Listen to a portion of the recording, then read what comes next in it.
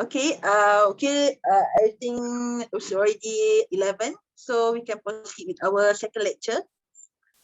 Before we start, let me introduce to you to our next speaker, Professor. Sorry, okay. Our next speaker, Professor Dato Dr. Hisamuddin Rahman. He's my lecturer during my undergraduate and also postgraduate study.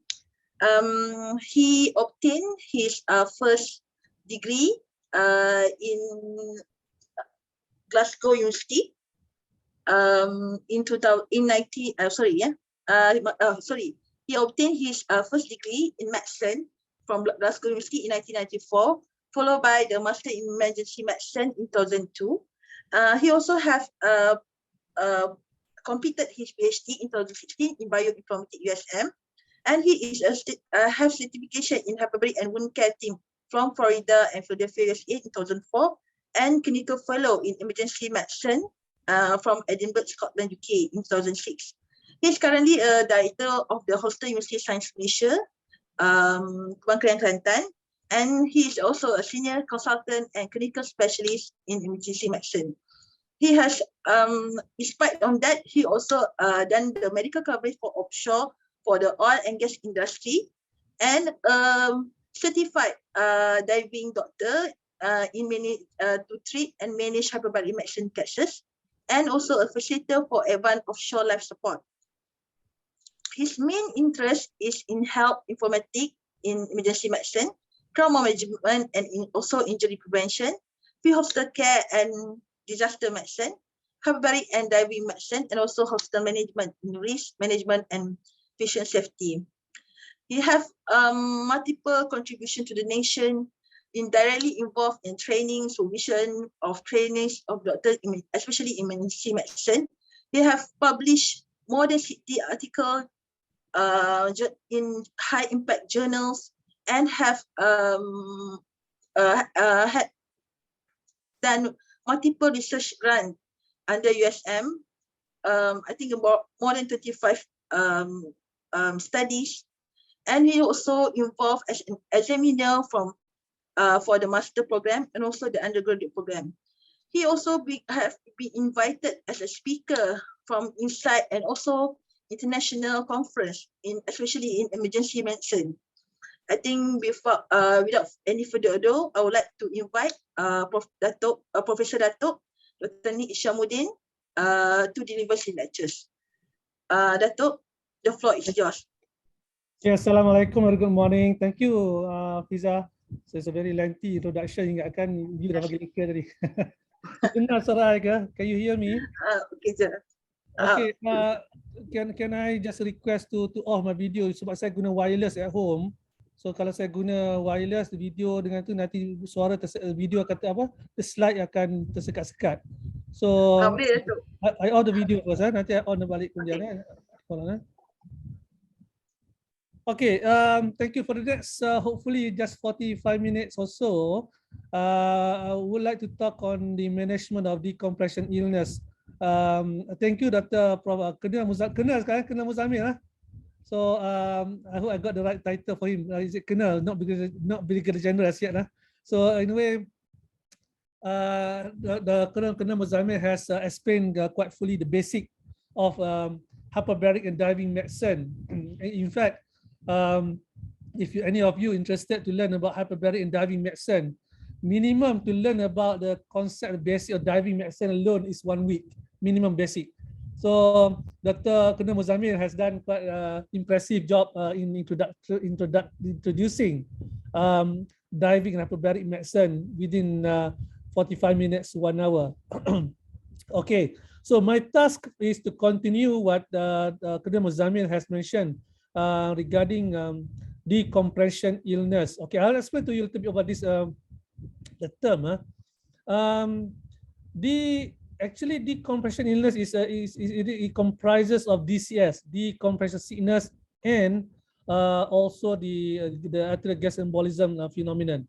So collectively it is called DCI. So just to recap, DCI comprises of DCS and gas embolism. So today, however, for the two, the presentation can be almost very similar, and the treatment is quite similar as well. So it is more appropriate for me to put the title up DCI, decompression illness. So what I'll do, I'll start with introducing cases, two cases, short one, and then explain a little bit more about the management of these cases, and see the outcome of the cases after the hyperbaric oxygen therapy. So this is a real case. In hospital USM, we tend to receive cases mainly for the recreational diver, no problem lah. Common location that we receive cases from the Tasik Kenyir. No, Tasik Kenyir used to be Tasik Kenyir. Nowadays is no more active. Perhentian Island and Redang Island lah. Perhentian Island is a lot more in terms of cases being referred to us. Okay, historically, the Tasik Kenyir was quite popular for underwater logging. Remember, Tasik Kenyir is basically a man-made Tasik. Used to be it is like basically full of the forest, good quality logs, balak. And when the area was submerged to build up a Tasik Kenyir Dam, there's plenty of good quality kayu cengar, kayu meranti that was submerged under the water. And all these businessmen and so on, okay, they take this opportunity or took this opportunity to continue do the logging by what we call underwater logging. So what normally they do, they employ overseas supposed to be good diver, non-scuba diver from Thailand, most of them from Thailand, quite young, and they dive up to 60, even 200 feet by using the compressor dive, as what Colonel Muzammil mentioned, without using the proper scuba. So it is attached to tube, okay, to a compressor that was put in the small boat on the surface. So this guy, this one of few cases. In fact, we got plenty of cases from Tasik Kenyir, in fact. So this one of the guy that I want to give you an example, quite young, from Thailand. Sorry, she's not from Thailand. This one is from Malaysia. So so this guy is quite young, went to 60 feet according to him. Okay, bottom time, that means he spent about 45 minutes. And then he said that upon ascending towards the boat, he developed a bit of dizziness, like vertigo-like feeling. And within 30 minutes, upon reaching the boat, he developed numbness and bilateral lower limbs weakness.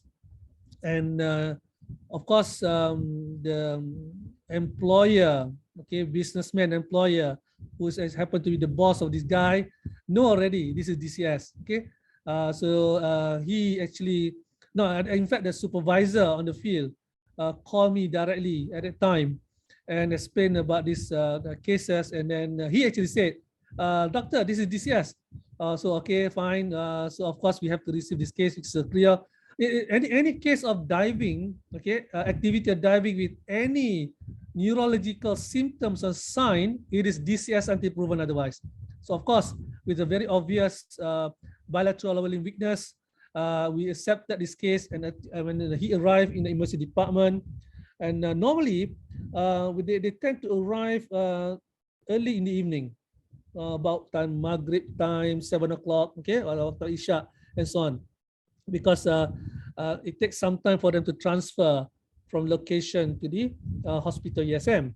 So when he assess, his power is lower limb is just barely can move, okay, 1/5, and he has a loss of sensation below the umbilical level.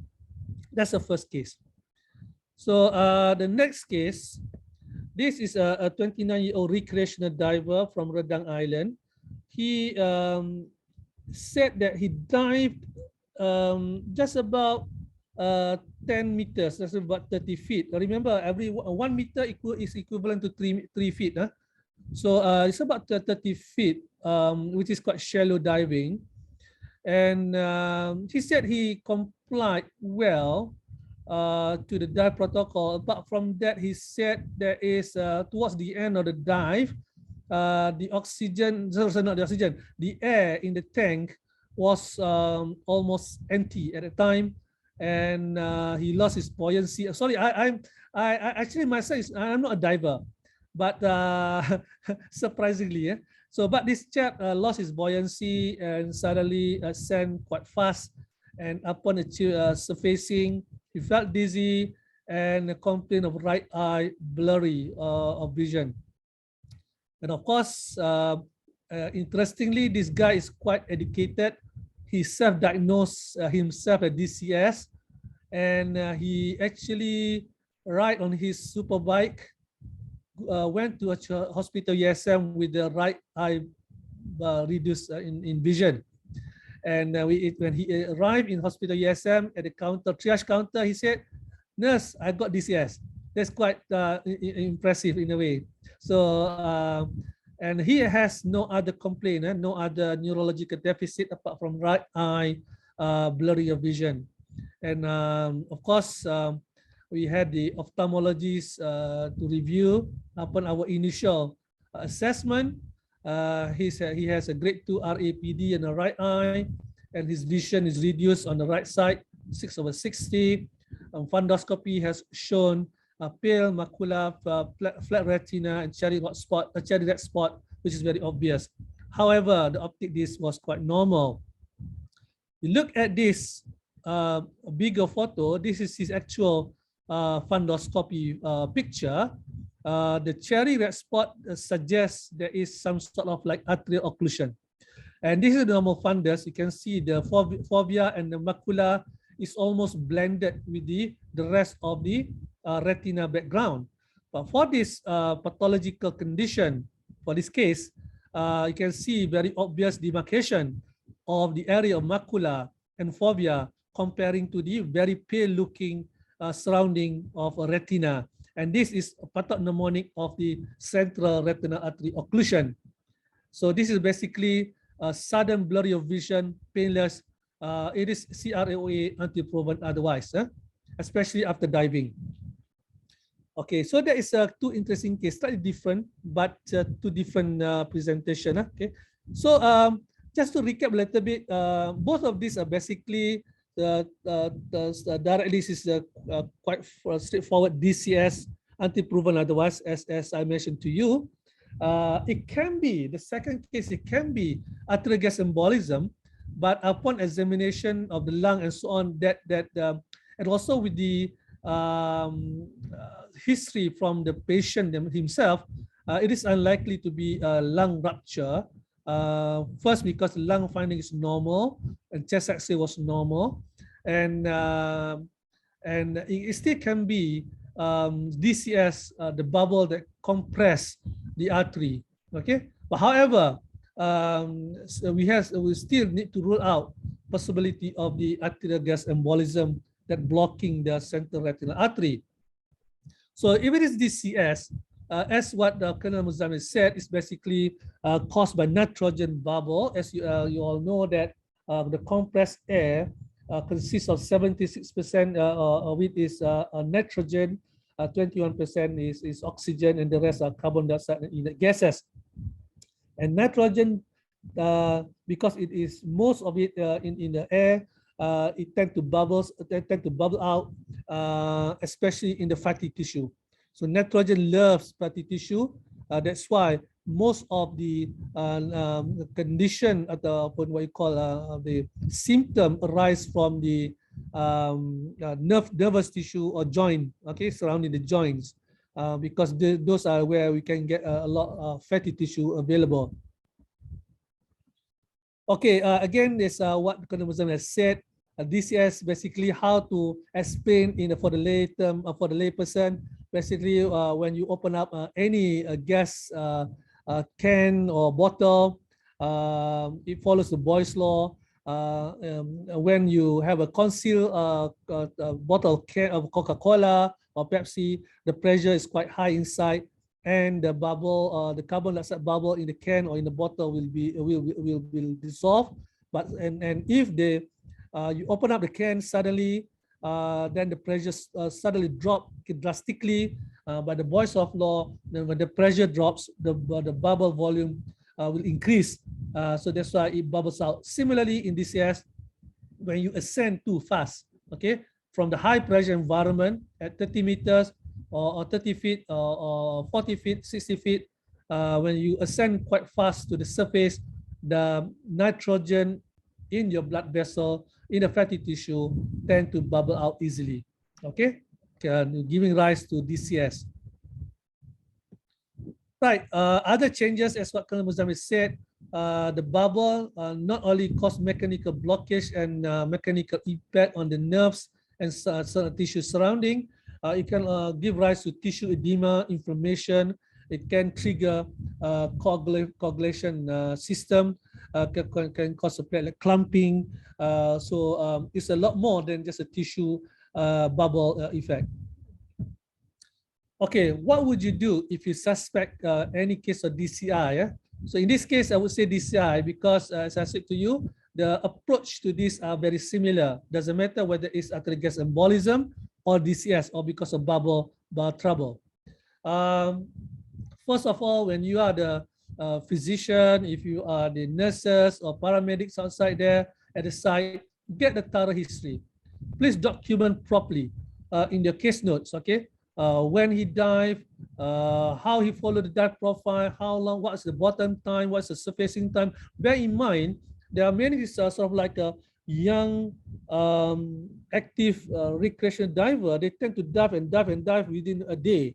Okay, especially, of course, if you follow in the right sort of like protocol, you should not dive repeatedly within a short surface interval, because the more you dive in a day, the frequency of dive is basically is a well-known what you call risk factor to develop DCS. Okay, so if you follow the dive protocol, you follow the surface interval according to the DEN protocol or Army protocol and so on, you are unlikely to get the DCS. So please obtain accurate history. If I were the hyperbaric physician, if you refer me the case of any DCS or DCI, I would like to know when was the last dive done, how many times the dive was done in a day, in the previous days or weeks and so on, how deep, how long, what's the bottom time, how long he stayed at the bottom, and whether he has done a decompression stop, okay, or in a straight manner, whether he followed the dive protocol well, and any comorbidity, any problem during the dive, like a lack of air, whether he saw jaws or ikan jerung or anything that you know, triggering become a panic attack and so on. We need to know that. And of course, we need to get history from the dive buddy as well. Dive buddy is very important to tell us what the actual thing happens. Okay, so when the patient arrive, okay, of course, at the site you can do a very brief neurological assessment. Most of the important assessment that we need to do that you should not miss and document is a cerebellar test, including the Romberg test. If any cerebellar test positive with any signs or features or symptoms neurologically and after diving, okay, it is DCS or DCI until proven otherwise, especially DCS, neurological type 2 DCS. You know that there are two types, okay, type 1, type 2. Type 1 is more or less a joint problem, whereas neurological symptoms and signs are more of type 2, which is more serious, okay. So Colonel Muzamil did mention about having doing MRI and so on, but for me, I've been taught by my guru in the US and so on, DCS or DCI is basically a clinical diagnosis. You should not wait for MRI or PET scan or whatever. Of course, CT scan will not show. MRI will show something if you can do quite fast, but I will not wait for MRI. If the patient has a sort of like strong indication of a diving and neurological deficit, or even joint, a type 1 joint pain or joint problem, I will still treat as a DCS until proven otherwise, okay, or DCI if there is a arterial gas embolism. So to me, as a hyperbaric clinician, I treat DCS or arterial gas embolism as a clinical diagnosis rather than MRI diagnosis. Okay, of course, you have to look for other symptoms and signs like rashes. Some people got chest pain. Some even become comatose. Okay, I have not seen anybody presented to me with a comatose condition. The worst scenario have came to me and present to me with a paraplegic, total paraplegic. And of course, I have experience in treating patients with type 1 DCS, which is a lot more. Just a minimal joint pain, especially the small joints in the hands and the elbow and the shoulder. Okay, I had in the past just one guy who's a dive instructor, very experienced, has been in 20 years into diving activity as a recreational diver and teaching people about how to do diving. And he was actually the dive instructor in Princeton Island. He actually came to me and even he called me saying that, doctor, I've got this sort of like niggly pain ataupun just like troublesome pain in the right shoulder for 2 months already.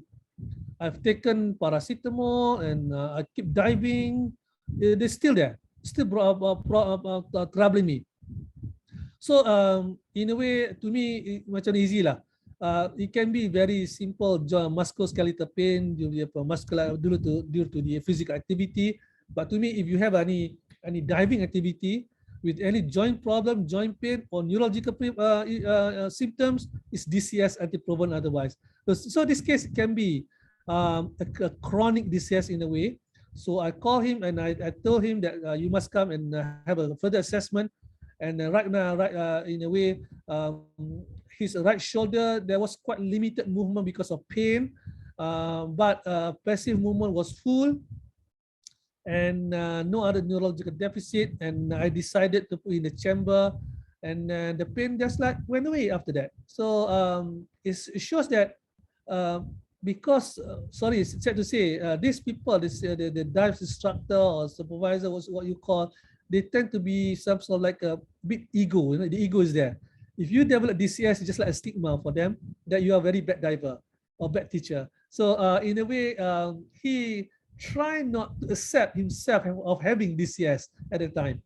So it happens, especially among the professional diver, oil and gas industry, and of course, armed forces diver. Once you got DCS, it's basically macam you chop label atas dahi you lah. You are very sort of like, you know, poor diver or something like that. So, but again, it's quite dangerous if you just like put your ego first rather than your health and safety first. Okay, so basically the general treatment, if you face any case outside there, of course, first of all, make sure that the patient lie flat in the boat or on the shore. Give oxygen, high flow mask if there is high oxygen, if there is oxygen available. If there is a joint problem, okay, try to immobilize the affected area. Let's just as if like someone got a fracture, okay. Lie supine. If you can insert IV line, put IV line, okay. Rehydrate, okay. And protect from extreme temperature, of course, obviously. And if you want to transport a victim or patient, if possible, ground ambulance. But we do get cases from Penang referred to us. Then, of course, we advise them to travel by ground ambulance. Okay, but if you need to fly with chopper and helicopter, we advise the pilot to fly low, but of course they cannot fly low in across some hilly area or like the mountains like in Titiwangsa. So we should be unpressurized aircraft. And of course, before that, you need to know in any diving activity area, you need to know where is the nearest hyperbaric chamber available. In the East Coast, sadly, at the moment, Hospital USM is the only place you can get to get the referral and treatment done. Yeah, they used to have, like, if I'm not mistaken, in Mersing, the Armed Forces Commando area. I'm not sure whether it's functioning. Used to be in Kuantan, if I'm not mistaken. But I heard UNISA, the new hospital, is trying to build up a new hyperbaric facility, but it's been like dormant due to financial problem from the government. And I cannot see in the next 5 to 10 years that UNISA will set up one at the moment. Okay. So bear in mind the basic first aid: lie supine, immobilize if possible, try to keep the anxiety down, give oxygen, put the IV line, put a normal saline up. Okay.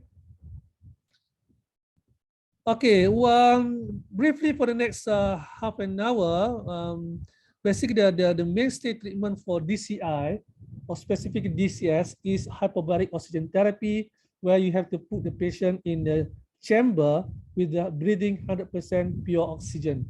Okay, you just cannot put just the head alone or just your arm alone. It will not work like that. Huh? So I've seen a lot of silly things in the YouTube.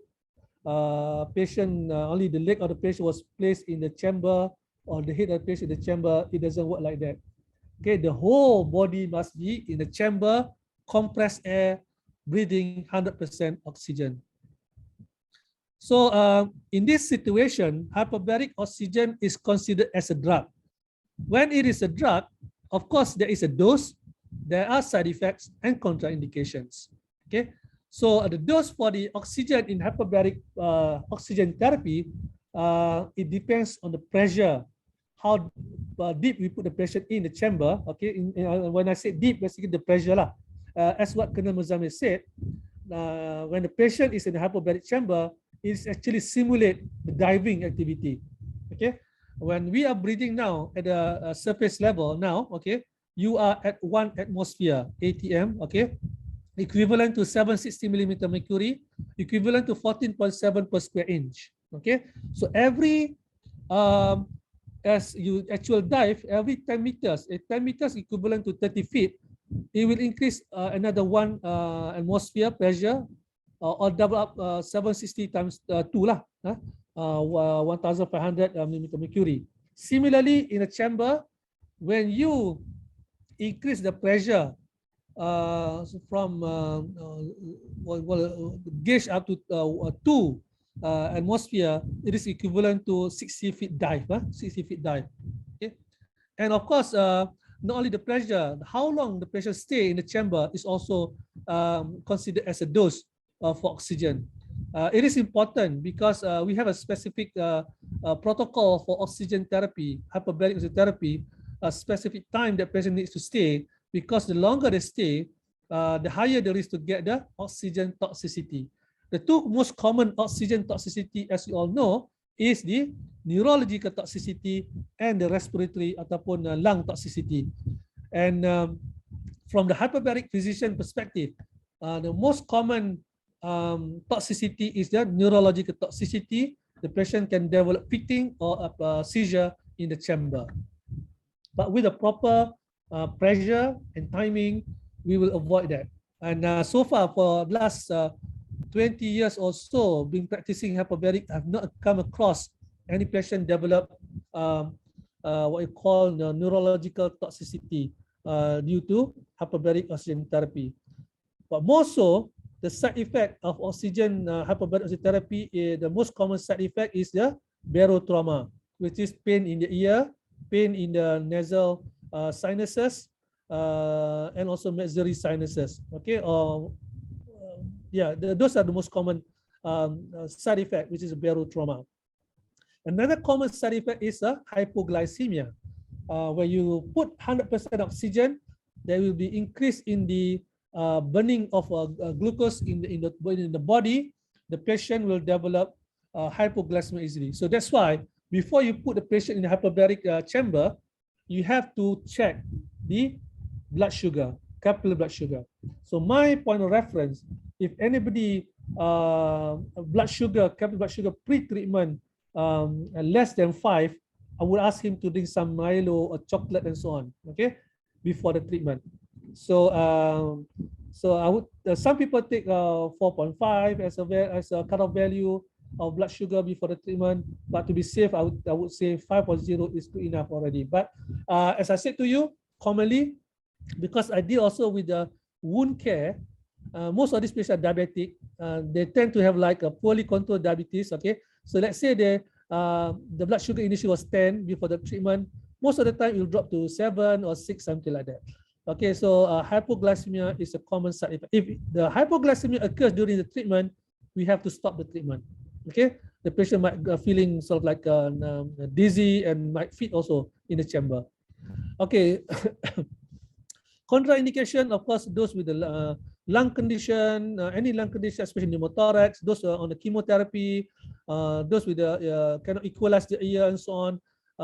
Those are the very common contraindication to the hyperbaric oxygen therapy. And of course, those are very anxious.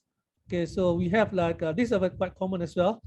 They are quite anxious to be placed in the chamber. So they are, if they are quite anxious, then I tend to give them a few hours before some sort of like sedative, like aprazolam tablets, so that they feel they cool down, that so they can relax and sleep in the chamber. Okay, historically about the treatment. Okay, basically, how did people develop know how got to get to know about this DCS or bubble problem?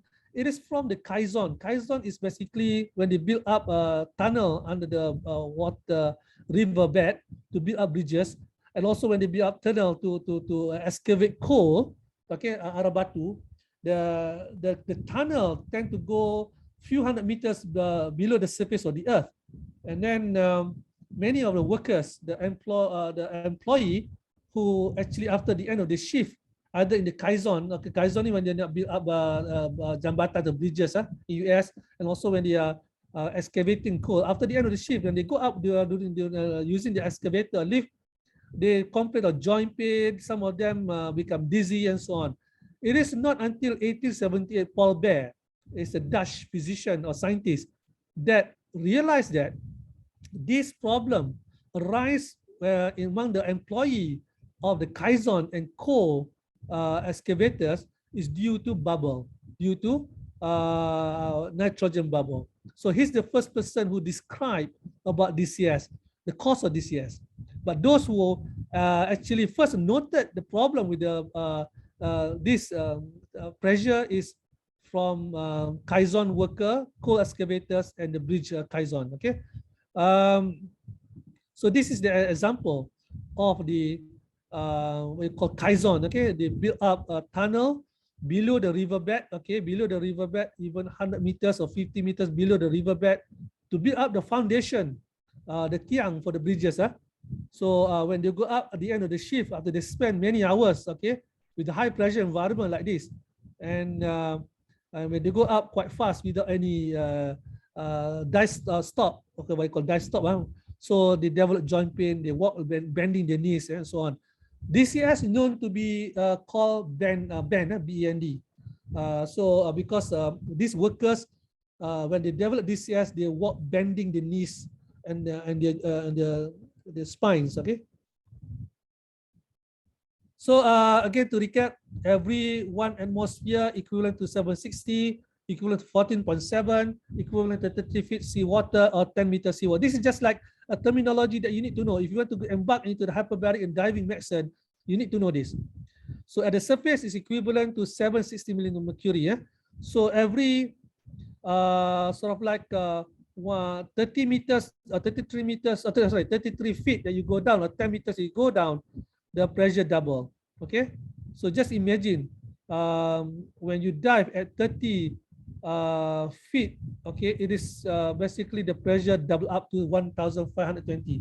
And according to the physics law, okay, again, if you are the types of person that dislike or hate physics, then diving and hyperbaric method is not for you. So in a way, you need to know two laws: Henry's law and Boyle's law. You know that Henry's law says that as the pressure goes up at a constant temperature, the more gas bubble, gas molecule dissolve in solution. Boyle's law is talking about pressure is inversely proportionate to volume or size of the bubble. So basically, we use these two law. Okay, these two law create problem, and also these two law that what we use for hyperbaric oxygen therapy to treat the condition. Okay, especially the Boyle's law.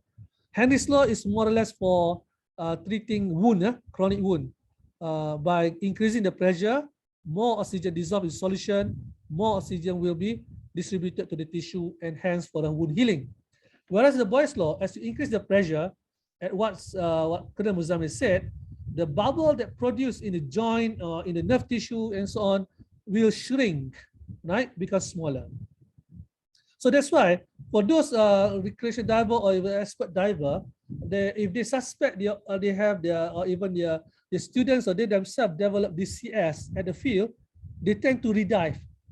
They tend to put the body, the victim or the patient or they themselves dive into the certain depth to emulate the hyperbaric oxygen therapy, emulate hyperbaric therapy, increase the pressure in hoping the bubble will dissolve. But most of the time it fails. Okay, but it works. Sometimes it works, but most of the time it fails. Okay, so this example, there are two types of hyperbaric chamber. One is what we call monoplace. What it means that every time only one patient can be in the chamber.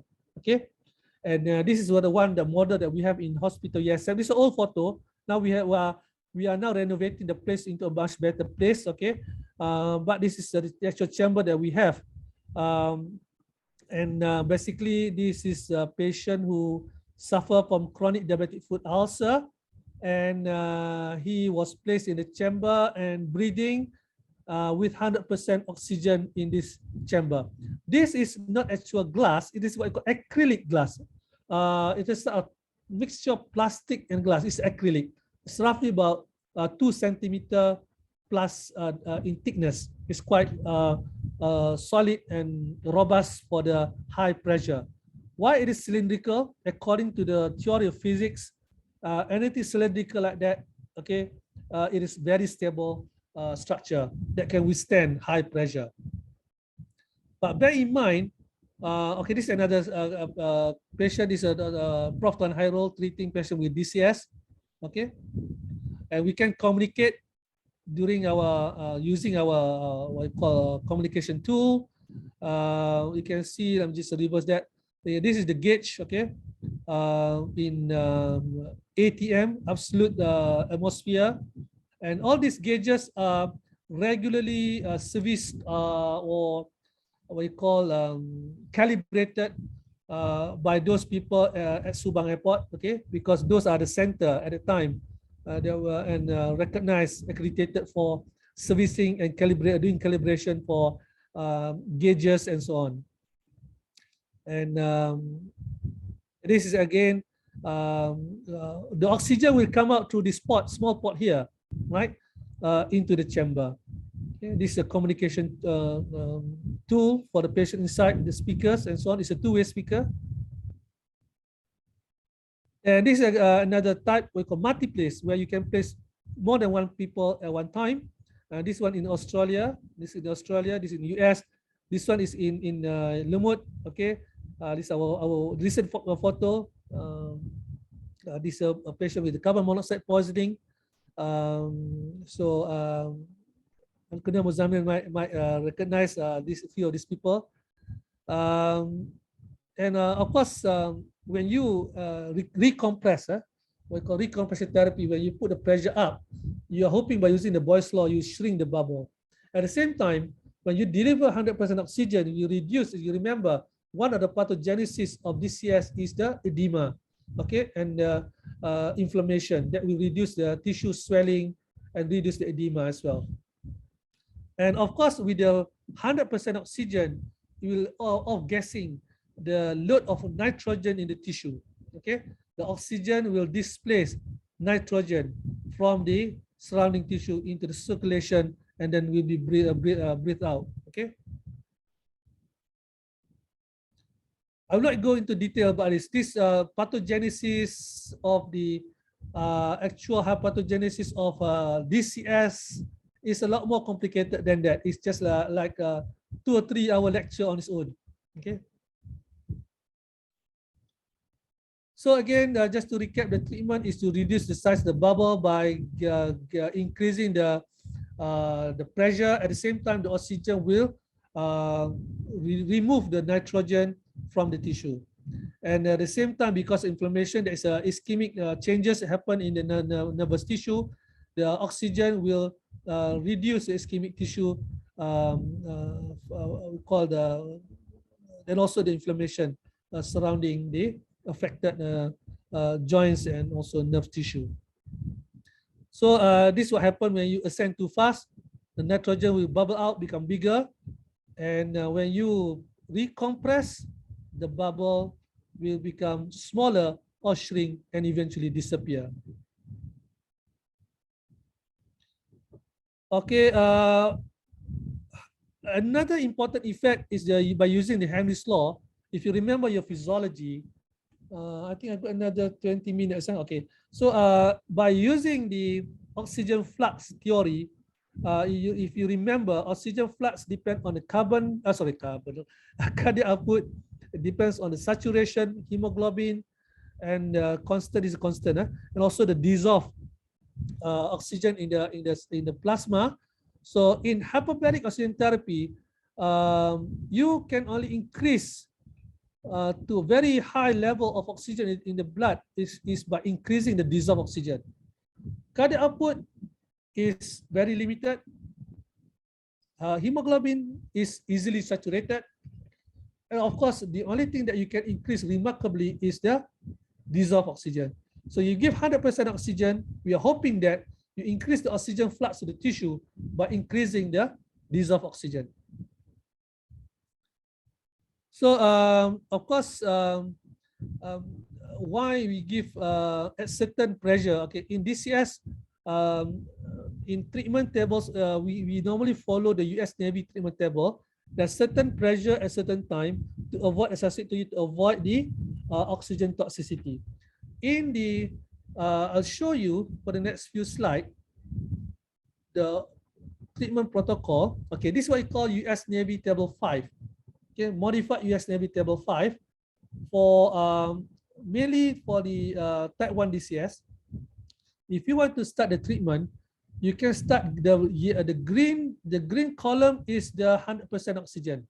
Okay, you compress with the 100% oxygen, you increase the pressure up to 18 meters seawater or equivalent to 60 feet equivalent or almost 3 ATA.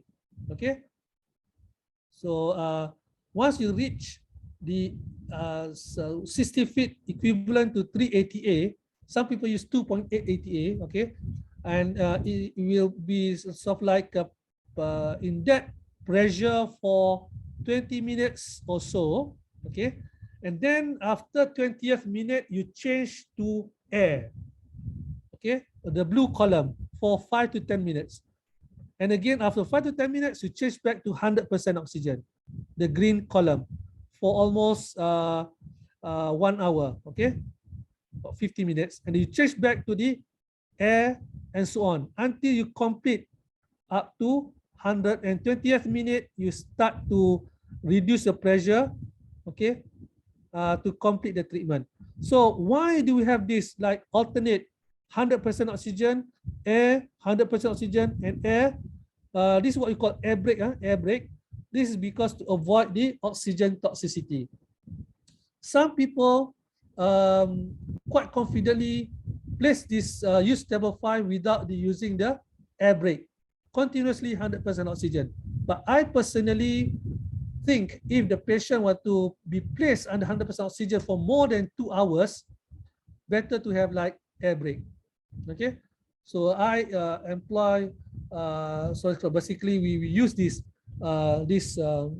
air brake system to avoid the oxygen toxicity. Okay, if the patient with the symptoms of any DCS symptom like joint pain or neurological, okay, this is for basically for type 1. But if the patient develop type 2 neurological deficit, you may start with this table 5, but let's say after 30 to 60 minutes, the symptom does not resolve, then you could have to continue to table 6 continuously up to 4 hours. Okay, so you may start with table 5 at 3 ATA or 60 feet or 18 meter seawater. For the first 30 to 60 minutes, you ask the patient whether there is improvement of neurological deficit. If the patient says sama saja doktor, tak berubah, then you continue using this, right? Table 5, table 6, extend up to 280 minutes of treatment time.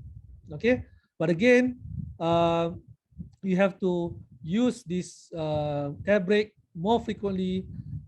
Towards the end, it must be a longer air break in order to avoid the basically avoid the oxygen toxicity. But if the patient develop like paraplegic, the case that I presented just now, I will still straight use the table 6 up to 4 hours of treatment. Okay, so in a way, the patient must be there in the chamber between 4 to 5 hours. For type 1 joint pain, maximum like to 2 hours plus in the chamber. Okay, just finishing, just to show the progress of this case. Okay, another 10 minutes. If I can show the video, if it can be put on. This is, sorry, I don't have the photo before the treatment. This is the guy who dived in the Tasik Kenyir. Remember, he was paraplegic. He just can't walk at all upon arrival. This is after completing the first table 6. Just struggling in moving. At the time, the rhombox is positive. This is our observation ward in the emergency department. The gait is too poor.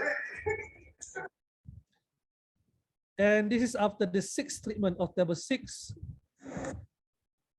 when he was discharged home.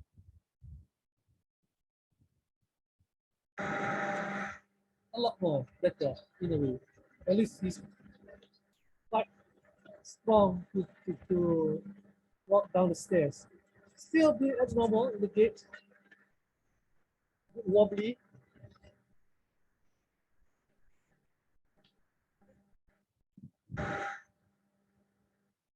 Okay, for the case number 2, I don't have the photo of the post-treatment fundoscopy, but according to the report from the ophthalmologist, his vision improved after 24 hours of HBOT. The vision from 660 becomes 6/7 over 1.5, and the RAPD resolved. The retina become more pink, and there was a diminishing in the rose spot. And after 3 weeks of the treatment, okay, after 3 weeks after he was discharged, okay, rather, the vision become normalized. Okay, just to quickly to show you, apart from DCS, these are some other indication of hyperbaric oxygen therapy. For air gas embolism, carbon monoxide, and DCS, these are the 3 absolute treatment. Okay, whereas for gas gangrene, crush injury, problem wounds, blood loss, abscess, those are hyperbaric is only adjunct. Okay. Necrotizing tissue infection, osteomyelitis, mostly infection and inflammation. Remember, oxygen, 100% oxygen will be delivered a lot more to the tissue, and hence you reduce inflammation, reduce the platelet clumping, reduce tissue edema, and so on. Okay, and promote the fibroblast migration, collagen synthesis, and so on. And it's proven benefiting in improving the cerebral palsy, but not to normal lah. Basically, improving the quality of life. Some study proven it is good for migraine, chronic migraine, sports injury. So basically, there are 2 effects of hyperbaric oxygen therapy. One is the pressure effect, the Boyle's law. One is the Henry's law. The Henry's law is increasing the tissue perfusion of oxygen, correcting tissue hypoxia, increase oxygen gradient, removing carbon monoxide. It can be infection control for Clostridia, for abscess, osteomyelitis, and of course, increasing oxygen also will reduce edema. It can be treated for burns, osteoradionecrosis, for diabetic ulcer treatment, and vascular insufficiency, and also it will help into improving the graft and flap surgery. Whereas the Boyle's law, the pressure effect, mainly used for gas embolism and DCS, for DCI lah basically. Yeah. So remember these two effects of the hyperbaric oxygen therapy. The myth used for spinal cord injury, Alzheimer's, cosmetic, basically no proven evidence base. Of course, people can say anything, everyone they want to do with hyperbaric, but people keep asking me, tak boleh guna kah untuk kosmetik? Macam Michael Jackson guna, something like that. Or some other condition lah. So basically, my answer is easy. There's no proven strong randomized trial for that condition. Okay. This is just to show you my treatment. My training. Okay. The above photo is in Florida. The white chap in the photo here. That was about almost 20 years ago. This chap at the time was 70 plus already, still an active diver. He was US Navy diver. He was quite fit. I'm sure now he's basically I'm sure he has gone already. So he's quite good in terms of like teaching me just how to use this chamber, especially multiplex chamber. He actually built up his own chamber in the background there. This is the factory which produced our chamber, the monoplace in Philadelphia. The factory is very simple factory. Okay. It also produces a flight simulator. So this is a training in New York. Okay. This actual center in New York, in a private hospital, and the blue color is in Texas. Okay. So in US, it's quite widely used. In China, in Japan, it was widely used for all sorts of things. Okay. In Malaysia, it is still struggling to be accepted. Okay.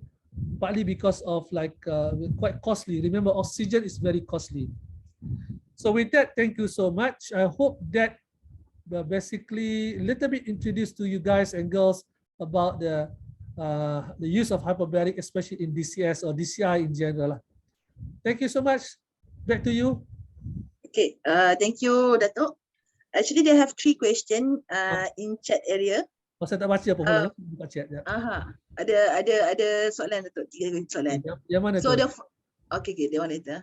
For the first question, if patient with DFU being placed in the hyperbaric chamber, do they need to be taught on how to equalize their ear with their pressure? DFU, talking about diabetic foot ulcer. Yes. Of course. Everybody that undergoing hyperbaric oxygen therapy, we need to teach them. In fact, we have to assess them. Okay. Sorry, I didn't go in detail about assessment before hyperbaric. There's a checklist. One of the checklists that we have to check is the ear function, middle ear function, the eardrum. So we have to check physically the eardrum, and we ask them to do the ear popping mechanism yang kita tutup hidung dan tutup mulut kan, the Valsalva maneuver. So we train them for that. Kalau dia ada masalah, got problem with equalizing, especially when they have a flu, ada sesama, then we basically kalau non-emergency, kita akan withhold the treatment for few days, giving them some anti-allergen ataupun antihistamine to reduce the flu so that they can equalize the ear better. Kalau ada masalah chronic ear problem, okay, especially the eardrum, we refer to ENT for certain treatment. If they cannot still equalize the ear, then we have to insert the grommet. Grommet can need to be done by the ENT surgeon lah. Especially kalau pediatric patient, cerebral palsy. Of course, we cannot ask them to do the Valsalva maneuver kan. So in a way, we have to refer to the ENT surgeon to insert grommet. The tube, small tube in the eardrum to equalize the middle ear. Kalau you tak boleh equalize, it is, as I said to you, a very common complication, middle ear barotrauma, very damn painful. And this painful barotrauma ni biasa happen the first few minutes of kita compress the air, the chamber. Equivalent to when people dive 5 to 20 feet of water. Yang tu sakit. Bila dia dapat go beyond 20 feet of dive equivalent in the chamber, biasa kalau dia boleh equalize, dan selamatlah dia. Boleh selamat dalam chamber, tak ada masalah. So bila kita compress tu, masa proses compression tu sakit. Bila dah kita achieve dah pressure kita nak tu, 18 meter 18 meter level ataupun at a 3 atmosphere ataupun at 60 feet, dan sampai pressure kita nak tu, kita akan stop recompress, kita akan stop at that pressure, then dia boleh equalize. Okay, until the treatment completed after 4 hours of table 6 ataupun 2 hours after table 5. Then kita akan reduce the pressure again. That answer question? Nina, is it answer question to your answer? Hello? Yes, yes. Thank you. Okay, for second question, Prof. From Dr. Vilas sini, he asked, do we do any assessment to our patient during the hyperbaric therapy to detect any oxygen toxicity? Betul? Okay, good question, because we, of course, the precaution apa ni, try to avoid oxygen toxicity is basically most important is patient has to follow protocol lah. First is the blood sugar. We must make sure that they take enough sugar before the treatment lah. As I said to you, checking CBS, calculated blood sugar, is a mandatory because most common, as I said to you, one of the effect of the hyperbaric oxygen therapy is the blood sugar will drop certain level. Banyak sikit saja. Okay, some patient drop banyak, some patient drop sikit. So one of the precautions, as I said to you, we have to check CBS. My standard is as long as CBS more than 5, then I put the patient in the chamber. Below 5, they have to drink something sweet first. Doesn't matter they are diabetic or not. Okay. One more thing, of course, if they have like a history of epilepsy, okay, there is a relative risk. Okay, we have to be precaution. We have to ask them when is the last epilepsy or seizure that they have. If they have a very frequent epilepsy or seizure attack, now of course, for the chronic condition, I will avoid putting them in the chamber until they get treated fully by the medical physician to have their epilepsy control. Of course, another one is those who are on chemotherapy. There's certain drug chemotherapy that can trigger pulmonary toxicity under 100% oxygen. Of course, if they are on this drug checklist, okay, I will try to avoid them put in the chamber. Other things, okay, apart from oxygen toxicity, what we worry is safety lah. Remember, when you put the patient in 100% oxygen, one of the most fearful thing is fire lah. Of course, we have to, I tend to take this very seriously. Some center allow people to go in like plain clothing and so on. For me, patient has to be changed into 100% cotton hospital gown. We advise them a few days prior to the commencement of the treatment, not wearing any grease ataupun hydrocarbon cosmetic base. Tak boleh bawa lighter, cigarettes, handphone, tak boleh bawa apa lagi toys, electric toys and so on. Okay, so we are very strict about it. But some center in UK, even in Malaysia pun, if I'm not mistaken, private center, dia tak kisah pun masuk dengan baju t-shirt biasa, dia punya plain clothing daripada rumah. So I honestly, I don't want to take the risk of that. And talking about incident of fire outburst, it happened in Italy, in Japan, in China, purely because of carelessness of the caregiver, the physician, hyperbaric physician, the technician, and the patient themselves. Most of the fire happened in the multiplex chamber when the patient brought in the toys, electric toys. In Japan, they brought in the battery operated hand warmer. Okay, and of course it exploded, and all people inside the chamber, outside the chamber died lah. Okay, because high pressure explosion. The worst I think that happened was in Italy. I think 20 people died also in the multiplex chamber long time ago lah. But if you follow the protocol, according to the protocol treatment, checklist before the treatment, checklist of using the right protocol for the treatment according to the US Navy and so on, inshallah you will avoid the we call the fire issue, then also the oxygen toxicity. That answer your question, Vilasini? Yes, yes, Prof. Thank you. Thank you very much, Prof. Okay. Okay, Nina have another question to Prof. Yeah. How does the hyperbaric oxygen therapy works in migraine and tension headache? According to the literature, it's more or less like they said that it is basically reducing the inflammation. You know that migraine tension headache also even the pathogenesis so is not well known. But again, it is more or less of the dissolved oxygen supply to the tissue in the head and neck and so on. But again, it is not clearly how it actually works in reducing migraine headache. Even though a lot of randomized trial has proven it reduces the frequency of attack. Okay, but most of the time it does not reduce totally ataupun abolish totally. It reduces the frequency and it reduces the severity of the migraine headache. But honestly, the literature has not mentioned in confidently how it actually works.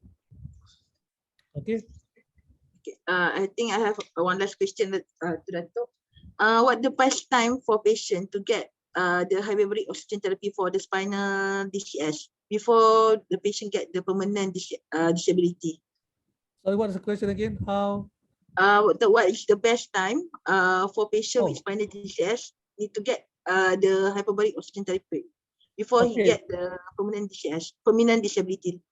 Okay, that's a good question. Okay, remember, the more delay for the hyperbaric oxygen therapy or recovery therapy, the lower chances for them to become normal again. Okay, there's no specific time in the literature mentioning how fast it should be treated. But the best answer to this question is always been asked to me that as soon as possible, you diagnose straight to the chamber. Okay, but however, from my experience and other people's experience, if they presented to hyperbaric oxygen therapy center more than 12 hours, even so more than 24 hours of the onset symptom, the chances for them to become normal again is very, very slim. Okay, but we don't have any right figure. But my advice is as soon as possible you detect DCS, doesn't matter what type of DCS, type 1 or type 2, especially type 2 lah, especially immediately refer, immediately start the treatment. That's why I said to you, I don't believe in MRI to be one of the diagnostic tests because it delays the treatment. Okay, because it will increase the inflammation, the platelet clumping, worsen the tissue damage and so on. Okay, so what my guru has taught me, ideally it should be done within 6 hours. Okay, within 6 hours of the onset of the symptom. Don't delay. That answer your question, Nina? I think it was Hafiza's question, but it's okay. Yeah, okay. It's good. But it's important also. Okay, this is a very important question because our experience, even literature evidence-based saying that if the patient presented and treated more than 24 hours, similarly for carbon monoxide poisoning, the effect will be very minimal. The patient will go into the permanent damage, basically. And this likewise, remember, a common question also, whether DCS or not, because it mimics our DCS sometimes because of joint pain, because of muscular issue and so on. The diagnosing also is a main issue. Yeah. Normally, kalau symptom arise, develop after 24 hours of diving, after surfacing, it is unlikely DCS. Okay. Most of my experience, DCS ni, tak kira lah type 1 ke type 2, tend to develop within 12 hours. After the diving activity starts surfacing. If it develops after 24 hours, it is not likely. Okay? Okay. Nina rasanya tak ada question lah kot.